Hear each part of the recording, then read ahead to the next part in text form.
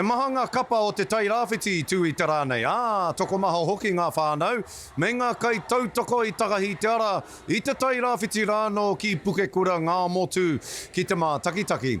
Ioi, i te kāinga hoki te marea o te urunga mai o te rānei. E mā takitaki ana i ora tau kāinga. Anei rā a Irena Smith. Kapa ana te manawa, te mā takitaki i te reanga hou.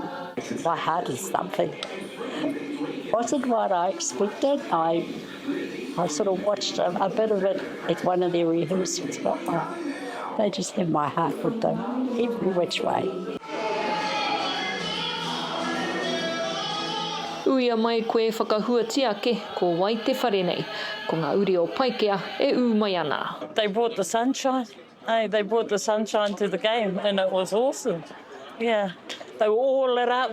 They were all had these mean smiles the whole way through. Nā tūranga hea te whakaaro, kia whakapuare ngā kuaha o tēnei whare manaake ki te hapori, kia kotahi ai raro i te whakaaro kotahi. Really awesome. You know, it was about opening the doors for our whānau to come to a space, to come and, you know, vibe all together to share a matatini and all that it does for our rohe and our iwi and our whānau.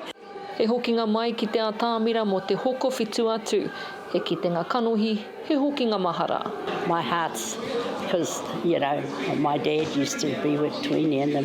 Kokapele, kia ora, good job, loved it. Loved all the performances from the tairawhiti. E rere waihi rere, te tua whao ngā kapa o te wā kāinga i tū i te rānei, te whakahihi a te wā kāinga. Irena Smith, te karere.